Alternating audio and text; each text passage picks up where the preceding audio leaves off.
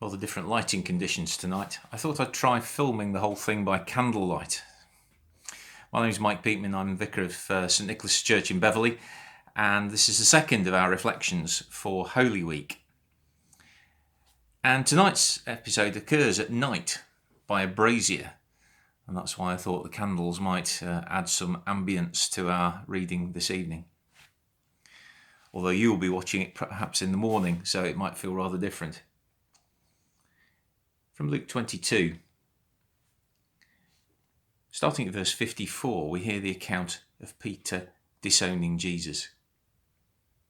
Then seizing Jesus, they led him away and took him into the house of the high priest. Peter followed at a distance, but when they had kindled a fire in the middle of the courtyard and had sat down together, Peter sat down with them. A servant girl saw him seated there in the firelight. She looked closely at him and said, "This man was with him." But he denied it. "Woman, I don't know him," he said. A little later, someone else saw him and said, "You also are one of them." "Man, I am not," Peter replied. About an hour later, another asserted, "Certainly, this fellow was with him, for he is a Galilean." Peter replied, "Man, I don't know what you are talking about." Just as he was speaking, the cock crowed. The Lord turned and looked straight at Peter. Then Peter remembered the word the Lord had spoken to him. "Before the cock crows today, you will disown me 3 times. And he went outside and wept bitterly. Yesterday we were reflecting on Judas, and obviously Judas's betrayal of Jesus is by far the most tragic, but also in many ways most sinister part of the story of Holy Week. And it leads to us thinking regarding Judas as the only one who makes mistakes and perhaps behaves unworthily. But Peter's denial story reminds us that all of the disciples actually deserted Jesus, and Peter had it on his conscience, of course, that he had not only slipped away, he'd actively denied that he was a follower of Jesus, even though the evidence was against him. People recognised his face, people noticed his accent. He was a northerner in a southern town, if you like, and so he was stood out and was obvious. And yet Peter has been drawn to the scene, a bit like a moth to a flame. He just can't quite stay away. He has to see what happens, even though he's frightened. He's not prepared to own up to being a follower of Jesus, but he can't quite let it go and hide away somewhere. He needs to see what's taking place. And the way Luke and the other Gospels record this scene is a sort of unfolding, and it has a sort of build-up and a momentum to it. So there is an initial encounter, a servant girl, then someone else, we don't know whether that's a man or a woman, and then finally another asserted.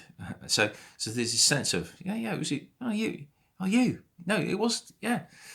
So there's this cumulative case is building up against Peter. Meanwhile, the suggestion is that Jesus is across the courtyard, and at the denial, Jesus turns around and Peter knows that what Jesus had predicted earlier in the day has come true.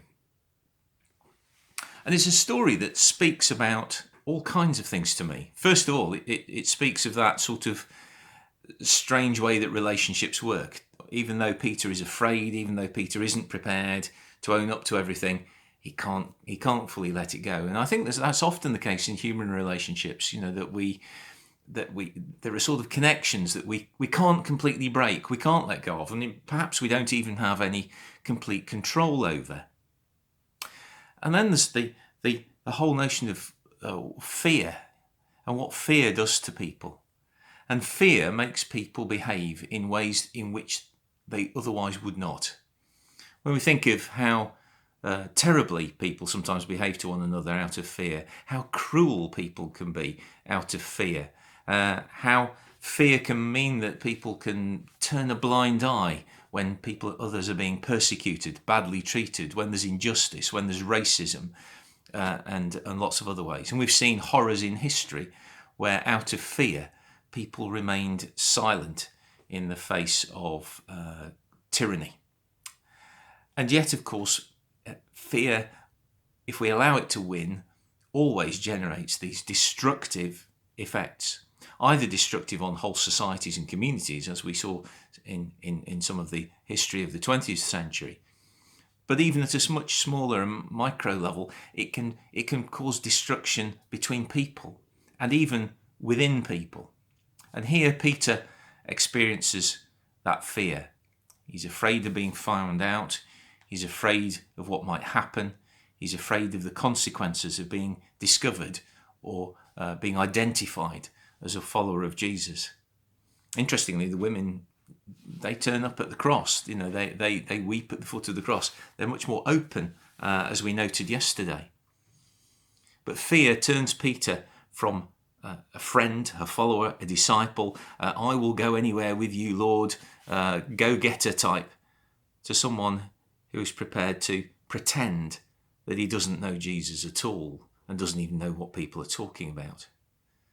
The power of fear. But also it speaks to us of the notion of shame. That actually, of course, Peter realises what he's done. And there's that profound regret that's there. We don't know at this stage in the story whether Peter really believed that there would be forgiveness, although we do know he met with the disciples, he was present, he was around as the story continues. They're meeting in secret and, of course, they discover the resurrection in due course. So we do know that Peter continues to meet. His shame doesn't alienate him from the rest of the disciple group, whereas, of course, Judas's guilt completely alienates him from everyone. But shame can be a very powerful thing. It can eat away at us. It can leave us with a real profound sense of low self-esteem. It can make us feel disjointed. It can change the way we look at life, and it can change the way that we relate to everyone else. And we know from the gospel story that it's going to take a pretty challenging conversation with Jesus, where in the reinstatement of Peter in the story of John, because Peter is asked that question 3 times. And I don't think that's any coincidence in the narrative there. That's saying that actually coming to terms with what happened, owning it and moving on is going to take some time. Peter will be forgiven. He will be restored. He will be commissioned, actually, and will turn out to be a very significant leader in the church in the months to come after this event. But here, Peter's weakness finds him out. And yet it's very easy, isn't it, to point the finger at him. But when we look at a story like this, I always ask myself, well, what would I have done? Would I have even turned up to the courtyard, or would I have stayed well away?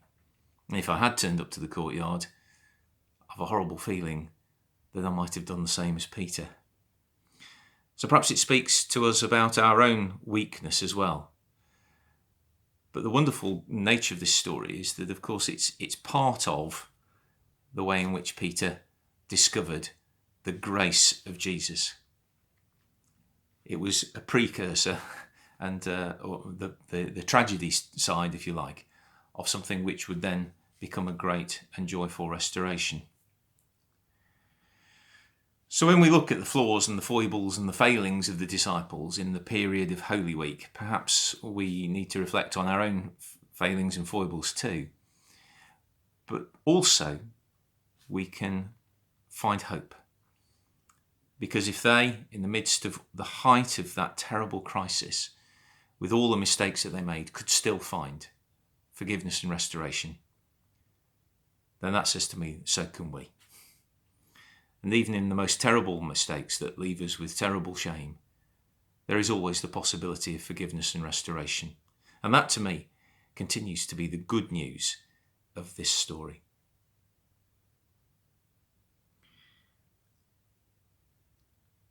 Loving God, as we look at Peter, it's easy to point the finger at his failings. And yet we know we have the same weaknesses as him. Thank you that you forgave Peter and restored him and gave him the opportunity for possibilities that he couldn't dream of.